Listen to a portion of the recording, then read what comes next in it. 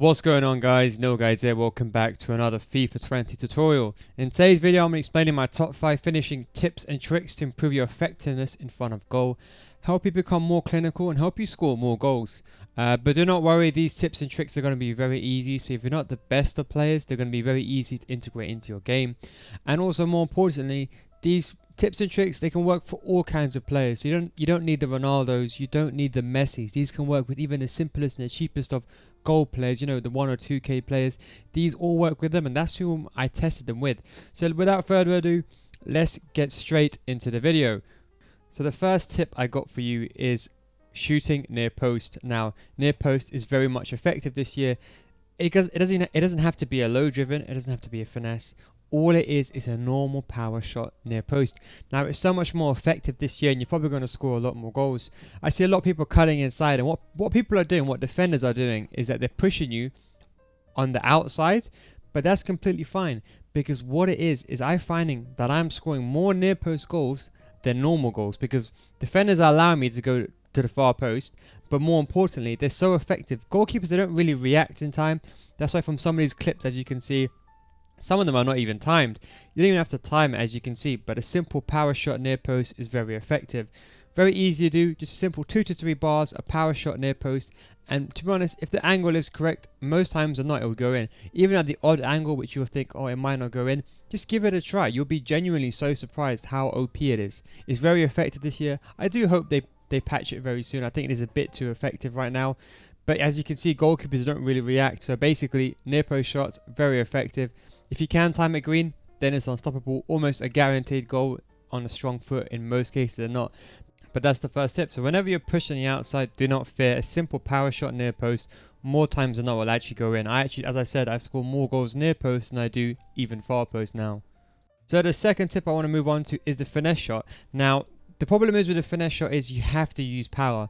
Now, if you use a finesse shot, let's say for example you are pushed and you do have space on the inside and you turn into the inside and you create the angle, a finesse shot is very effective, but you don't want to do a low-powered finesse shot. This is the issue. If you do a low-powered finesse shot, even if you green time a low-powered finesse shot, more times than not it will go towards the center of the goal, towards the goalkeeper, and that can easily allow the goalkeeper to just parry it away, or even hit it out for a corner or a deflection.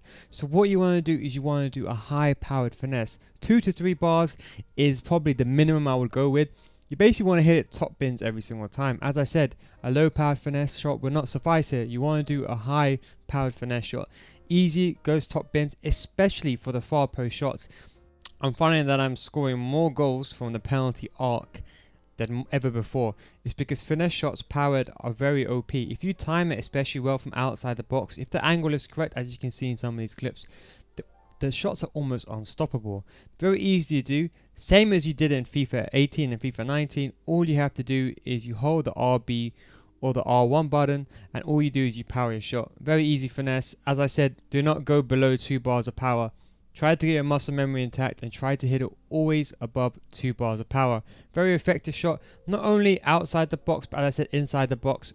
If you're in goal when you find that you're pushed and you have a 45-degree angle towards the goal, it's actually a viable angle to do a finesse shot as well. It's basically almost unstoppable. Even if the opponent does move the goalkeeper, there is a potential the goalkeeper can of course save it, but if you put more power on it, there's a higher chance of it going into the top bins. So even if your opponent does move the goalkeeper, he can't really stop it. Very effective inside the box, obviously, and very effective to go far post. So the third tip we're going to move on to is timed shooting and set up touches. Now, truthfully speaking, you do not need to use these. This year finishing has been buffed, but I still think that finishing is not as good as it should be. And I do find that sometimes you do miss a lot of chances, and this is where the finesse shot with a time shot and a setup touch is really effective as well. Now, generally when you're finishing inside the box, it should be fine. You don't really need time shooting. But if you learn it now, let's say in October, November time, I can almost guarantee you that people will find a specific angle. There'll be like an angle where you shoot near post from outside the box, but you have to hit it green and it'll go in. It's best to learn time shooting now and suffer, and then kind of reap the rewards in the future. Now, timing is very easy to do. Watch my video on it. I explained very easily how to time your shots and basically how to either hit it green or not time it at all. It's a very effective method, and even if you miss the time shot, you don't get penalized. So it's very effective time shooting, and it does of course improve your chances. Now setup touch is a bit different. Now setup touch is very easy to do. All you have to do is you hold RB or R1 on a PS4, and then you just hold the right analog stick in the direction you want to move to. Now it is an animation that does take some time to perform when you do try it yourself. So if you do try it, you will see that the animation does take some time to perform. But what this does is it improves your shot in front of goal. It basically adds a bit more power and a bit more curve and increases the accuracy of the shot. Now, truthfully speaking, if you combine a green time shot and a setup touch, most times than not, it's going to be a guaranteed goal. Especially if you're taking long shots, try to use a timed shot and a setup touch. It makes the shot much more effective, almost a guaranteed goal in most cases, as long as you have the correct angle. If you combine a setup touch and a green time shot and you aim the right way, even if the player does move the goalkeeper will have no chance. It's a very effective method.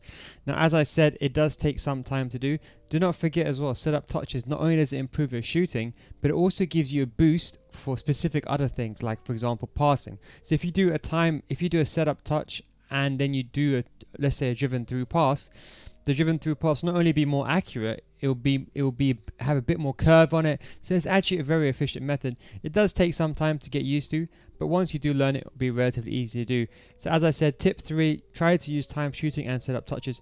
If you do find time shooting is the issue, if you are going to do long shots, try at the very least to do a setup touch. Very easy to do. All you do is you hold R1 or RB, move the right analog stick in a direction, and then just shoot the ball after, especially for a long shot, to give you that extra edge in your shot.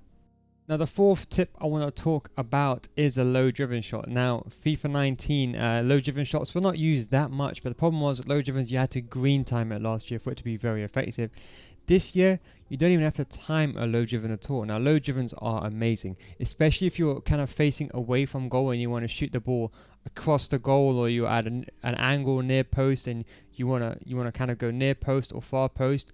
You can use a low driven. Now let me make this very clear.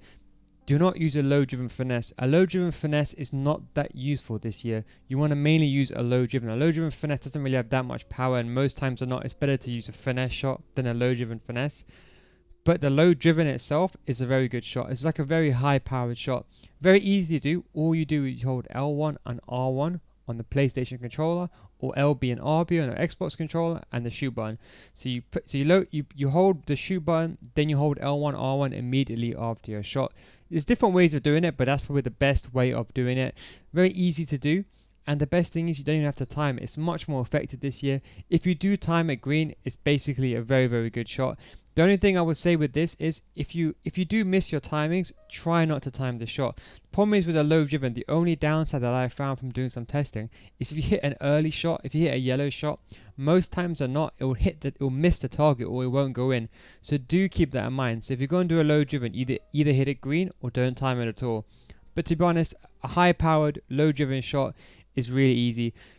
Goalkeepers can't really save it because it's going into the corner either side. So it's a really effective way of scoring, especially if you're 1v1 and you're kind of pushed away across goal from your defenders pushing you away. It's really good to go across goal, and it gets a lot of power behind the ball. Very good, effective method integrating into a game. As I said, press the shoot button and you hold L1 R1 or LB RB after. Very simple, very easy to do. Now the fifth and final tip is just general player positioning. Now obviously creating the angle is much more difficult. You can use skills, you can introduce skill moves to your game to help create the angle. Like for example, lateral, heel to heel, stuff like that, or drag back to create the angle. You can also use a lofted pass. I found that lofted passes into a shot are very effective into the box. So if you are down the wing and you do a lofted pass into the box and you do like a normal shot, it's kind of like, it kind of reminisces kind of the FIFA 19 flick up kind of crosses. I mean, flick up, those flip up lob balls, you know what I'm talking about.